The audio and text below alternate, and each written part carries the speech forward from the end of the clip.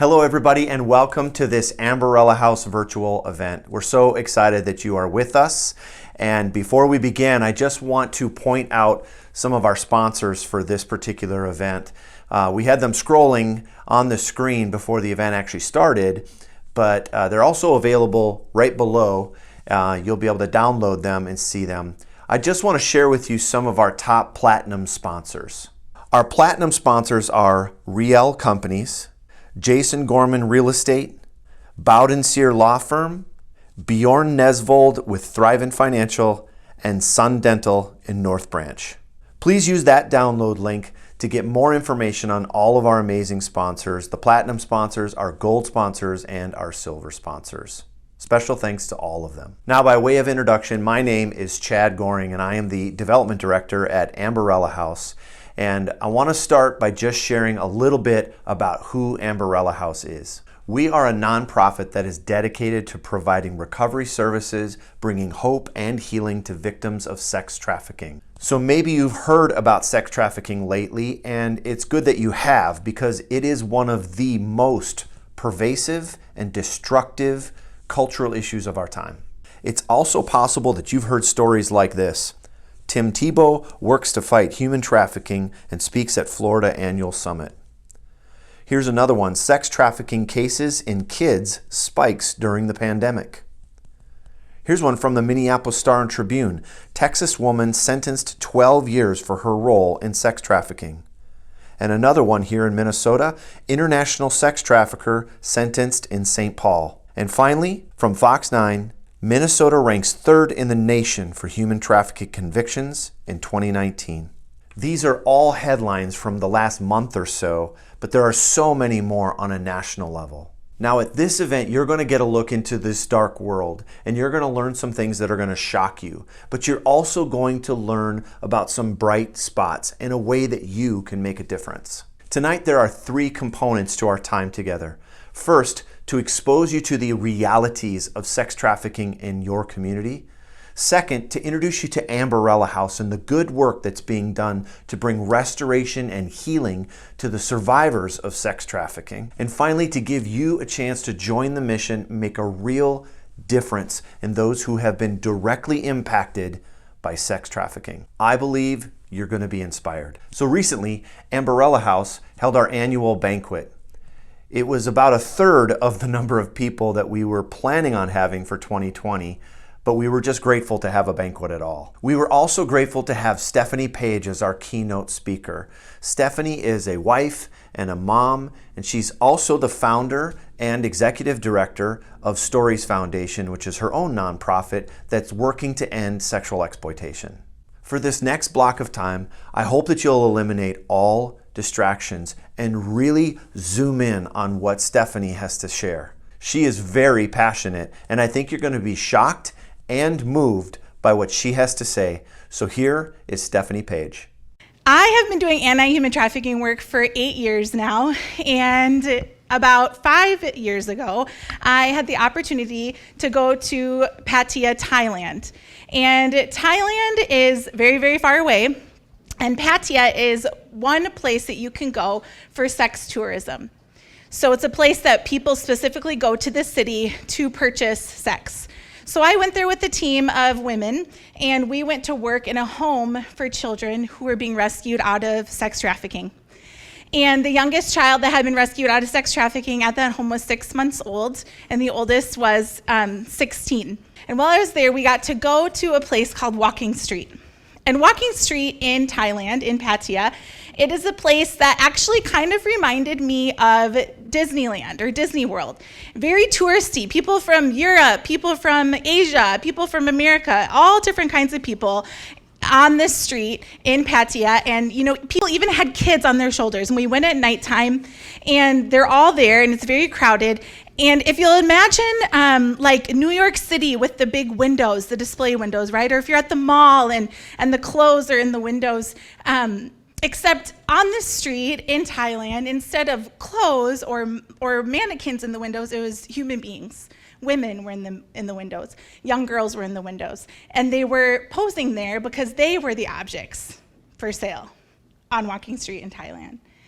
And then as we're walking down, there's bars and there's cafes, and they have menu boards, just like we would see if we were in summer and you see the special on a menu board, except on the menu boards, they weren't specials for food. It was sex acts that you could purchase at these different establishments on the street in Thailand.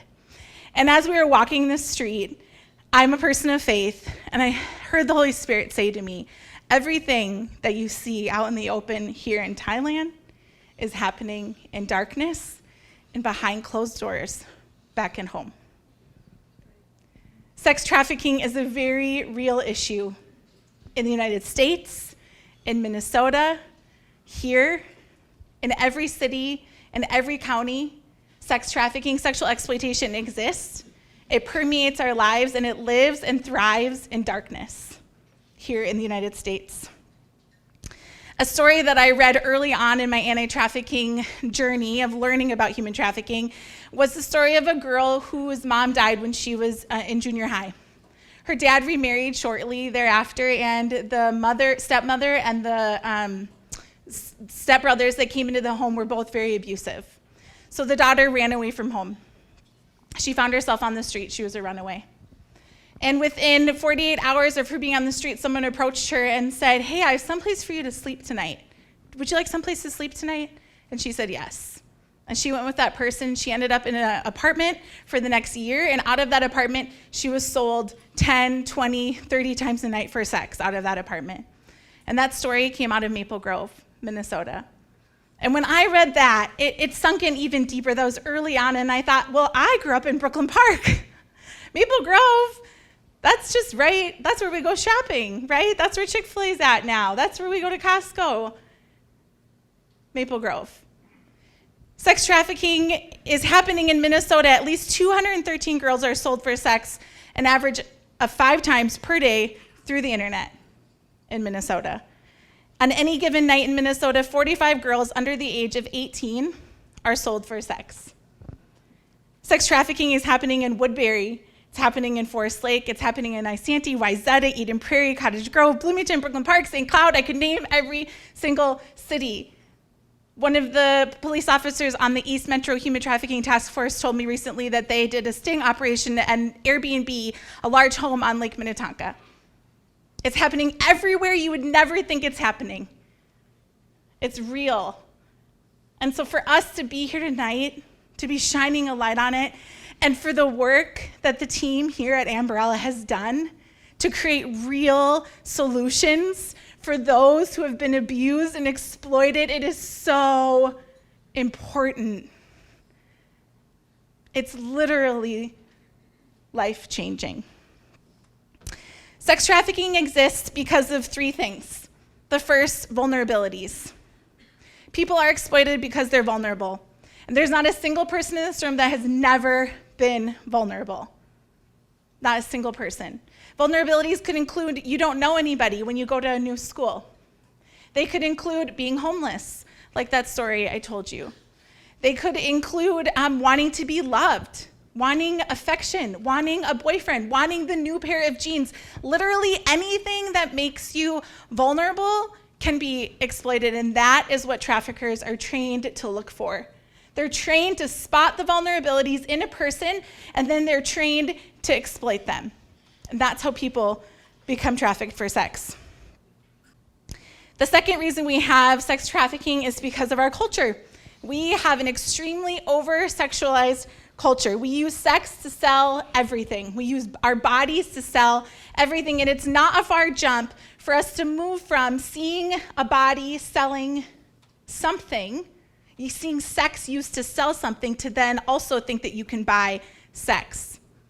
We think that sex is a basic need. I used to go into high schools and I would tell the teenagers that sex is not a basic need, and they would look at me like I'm crazy. It's not. We all can survive without sex. That's your PSA for tonight. It's not food, water, shelter. But in America, for sure treated as a basic need. We're very entitled to sex, and we think we need it, and we should get it when we want it, how we want it. A police officer explained it to me once. He said, Steph, if people wanted apples, and that's all they wanted was apples and apples and apples, then there would be people that would figure out a way to get the people apples, because they're willing to pay for apples. People are buying sex. That is why we have sex trafficking.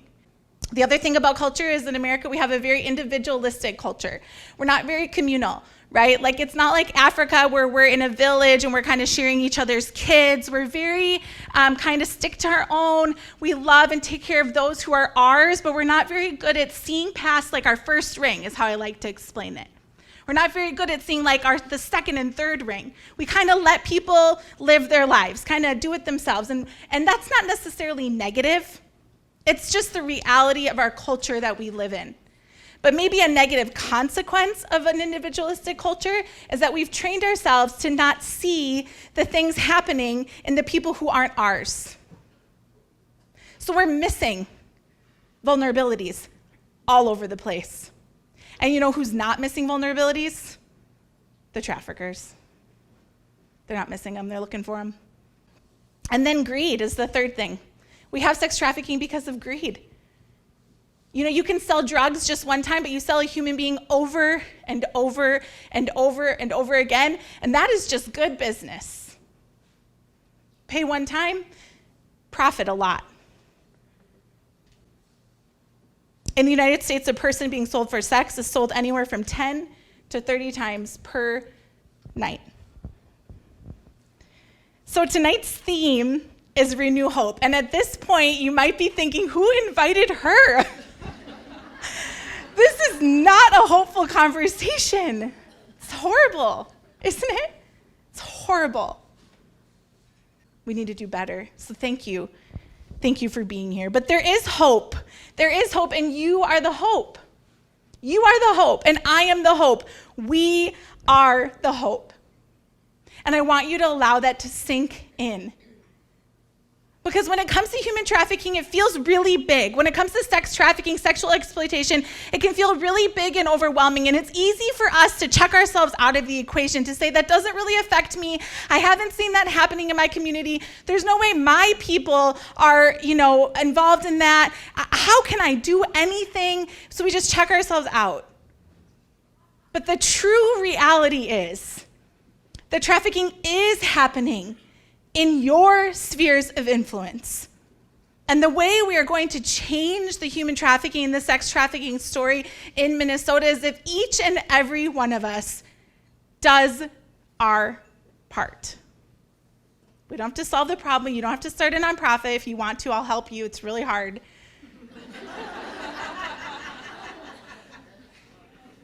But we need people to just do their part where they already are. And tonight you're here. Tonight we have the opportunity to come along in the story of someone who's vulnerable. And we have the opportunity to cover their vulnerabilities. Tonight we have the opportunity to come alongside women and girls who have been told over and over and over that they are worth nothing. They've been treated worse than animals. They've been repeatedly traumatized and abused. Horrific, horrific things I wouldn't even call sex done to them. And we have the opportunity to come alongside them and say, I see you and that's not okay.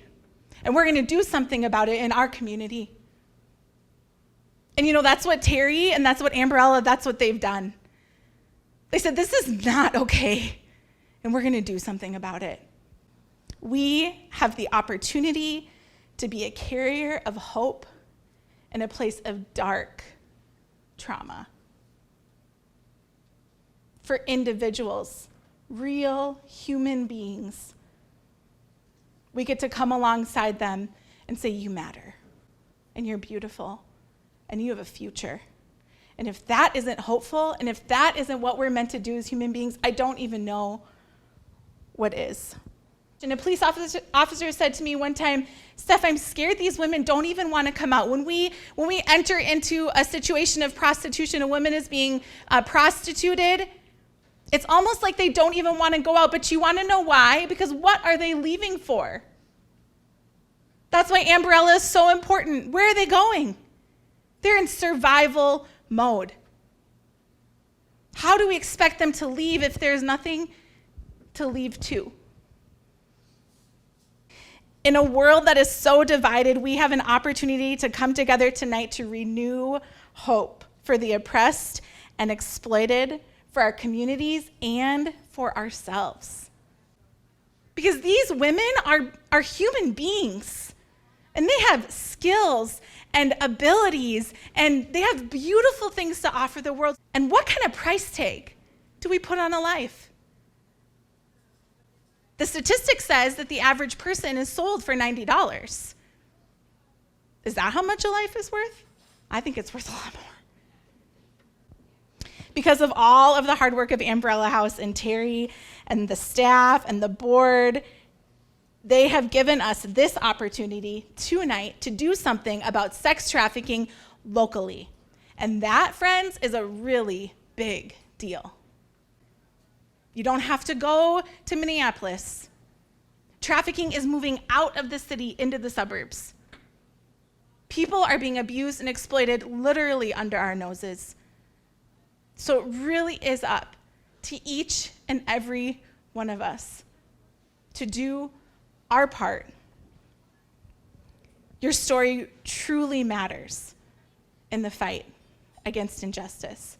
And what you do today is extremely valuable for Amborella House, for the women that they will serve, for this community, for this city, for this state, and for decreasing sex trafficking in our communities. Together, we truly can renew hope in a really, really dark issue. Thank you so much.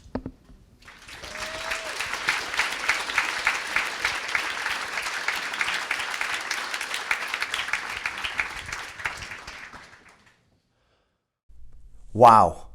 I could tell that as deep and hard as those things were to hear, Stephanie actually held back on some of the brutal details. Hopefully you can see that sex trafficking is not only happening, but it's happening in your community. Amborella House was formed in direct response to this. Over the past 3 years, we have been guided and trained by our mentor organization, Wellspring Living. We've been diligent about responsibly raising enough money to create sustainability for the mission. And now we are proud to say that Amborella House is fully open and working to bring restoration to survivors. But restoration and healing is a grinding process. It can take years of therapy and life skills development and a safe place to heal and restore. A great way for you to catch a glimpse of this great work is to actually show you the house itself. Keep in mind it's not the rooms that are doing the healing, but it's the Amborella staff and the hard work that they're putting in to develop programs that are helping these young women along the path to healing. So in order to do that, I'm going to hand it over to Terry Hopman, who's the executive director of Amborella House. She is an incredible woman who puts her heart and soul into this mission. Let's hear from Terry. Thank you, Stephanie, for sharing and laying the foundation for why we need Amborella House, and hopefully many more in the future. I get the privilege of walking you through the house tonight. We obviously cannot give out the location. It's an undisclosed location for the safety of the women and the staff. And we have an office in Wyoming. That's where we filter everything through that office.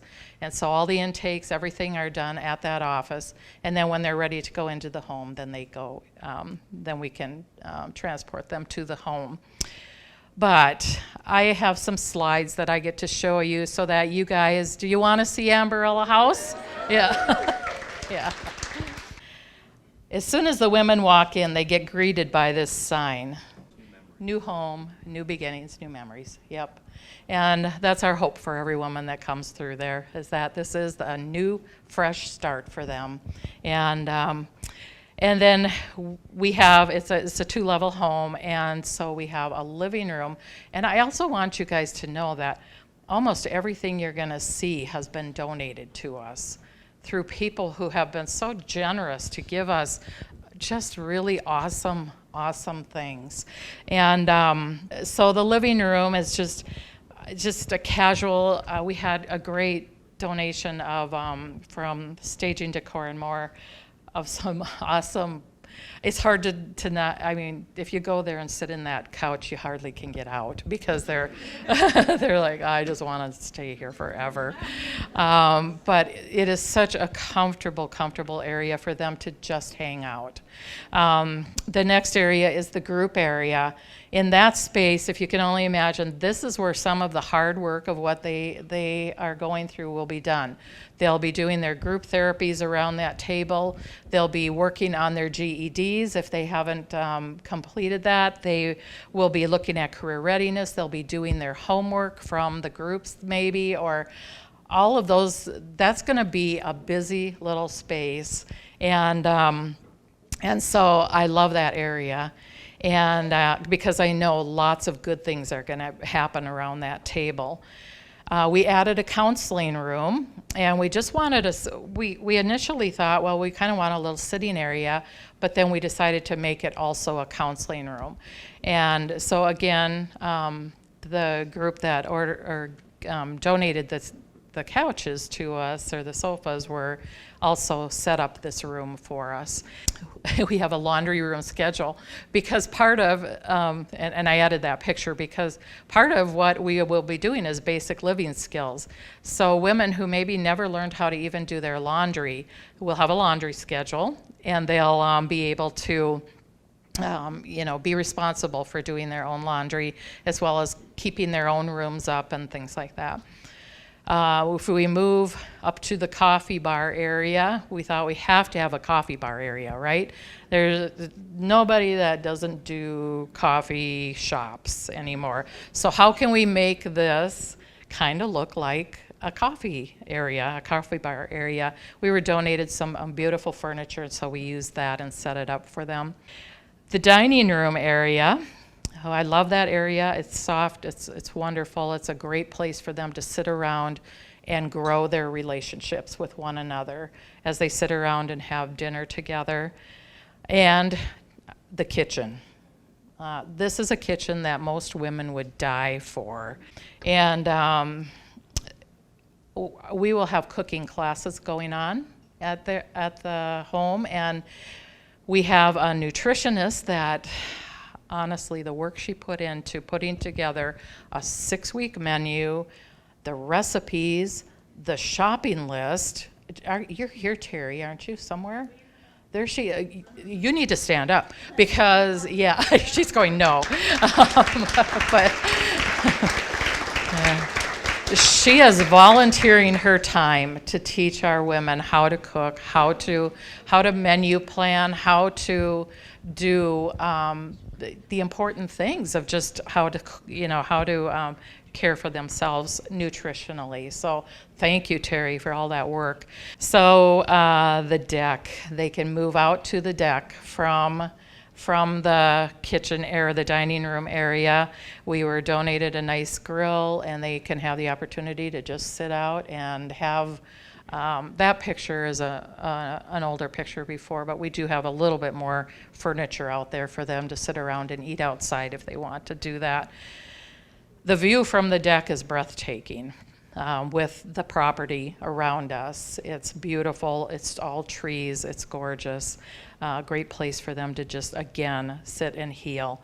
When I think about every part of that property, there's a place of healing in every portion of that property.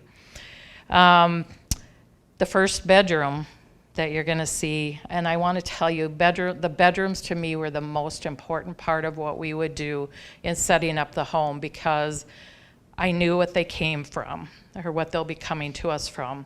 And I thought, we have to have really good beds. We have to have really a comfortable, warm atmosphere for them to rest and heal and get a good night's sleep. They need to, just when you think about the conditions of what they come from. This first bedroom is sponsored by Ryan, Shelley, and Jaden Lindsay, and they are here tonight. And yes, thank you. The second bedroom, the next bedroom, is the Solomon family. I don't know where they are, but, oh, where are you? Yes. They have been champions of Amborella House from the beginning, practically. So, and the third bedroom is sponsored by Linwood Covenant Church. Anyway, and then the fourth bedroom is actually a shared bedroom, and that's kind of where the women start when they come to us. And Jerry and Linda Headley sponsored that room for us. So those are our bedrooms, and thank you, Jerry and Linda. And then part of the rooms, we also wanted a sitting chair, and on the stands, we put a Bible and a devotional. If the women come and they absolutely do not want that, that's fine. It's their, we are empowering them to make that choice. But our hope is that they will find their hope in the Lord. So, and then the last slide is our garden sitting area. And I have to tell you, these women, there are two women who, they were able to get almost everything donated as far as the garden sitting area. Thank you. Thank you to all of you who have contributed to this, for those of you who are going to keep us going so that we can reach the women who need to be helped, who need to be rescued, who need to be just healed. They just need the healing. And like Stephanie said, they're looking for rest. They're just looking for rest. And so it's setting up the home. As I learned about trafficking, as I learned about, through Wellspring Living, our mentors, and what's going on around us, all I could think of in every step of setting up that home was, what would we need to make sure that the women heal and that they heal well? And so every step we've taken has been on that platform, that we need to be sure that we're doing what we can for the women. This is just the beginning for Amborella House. There's really a great need for housing, as Stephanie said. We are only the second one in the state like this. Our hope tonight is that you will journey with us, that you'll continue to walk with us through this, and that you will help us to be a part of the rescue of the women. We kind of get this idea that the rescue is the just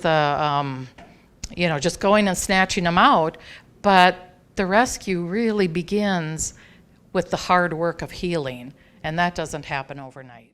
Thank you, Terry.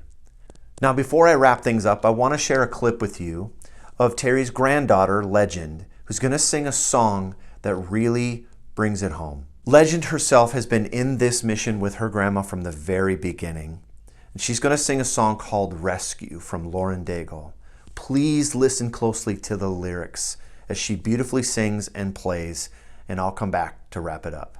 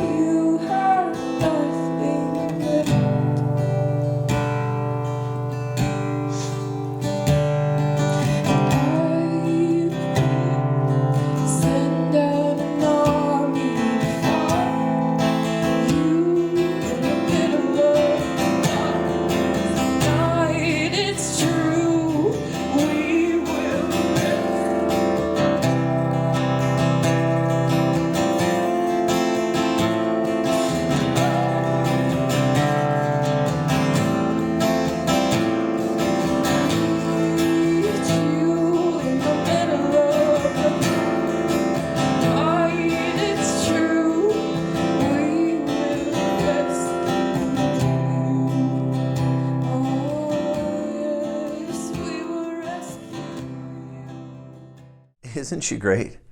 And what a song. Those lyrics. You are not hidden.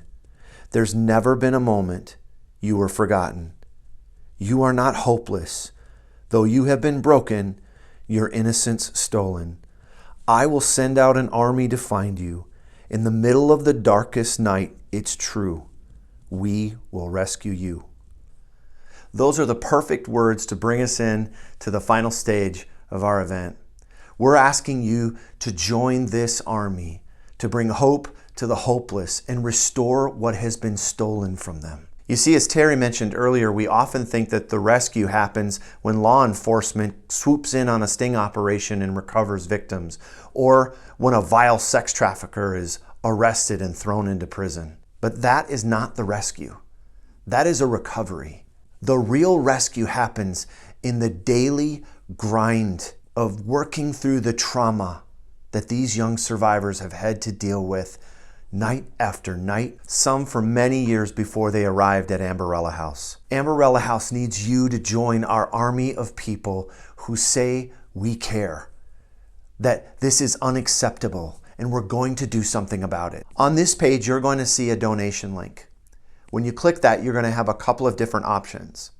You can choose a one-time donation, and we would really appreciate that. Some of you can give thousands tonight, and we hope and pray that you do. Some of you can give hundreds tonight, and we hope and pray that you'll do that as well. And some of you can give far less, but we want you to know every donation matters. But I will say this, there is a question that I get asked, and it's, what's Amborella House's biggest need? And my answer is monthly donors. So of course we appreciate those one-time donations, but I want to make an honest appeal to you to become a monthly partner with us in this mission. $200 a month or $100 a month or $50 a month, whatever you can do, it makes a difference. Since you joined this event tonight, we'll keep in touch with you and we'll let you know what's happening now and in the future. You can remove yourself from our list at any time, that's okay, but we believe that you will stay inspired by the good work and the healing and the hope that is being provided through the mission of Amborella House. Please use the link to choose your method of donation. Please consider being a monthly donor because that is our greatest need. If you want to know more about Amborella House, ask some questions and dig a little deeper, well, we welcome that as well. And if you want to host a live event like this for a group of your family members or friends, we can set up a private event for you, for anybody that you want to come, with a minimum of 8 people. Just let us know through the contact information on this page. Today you're making a difference. You're saving lives and you're helping to end sex trafficking in your community. Please let us know if you have any questions, and thank you for partnering with us in this mission. God bless you, and we'll see you soon.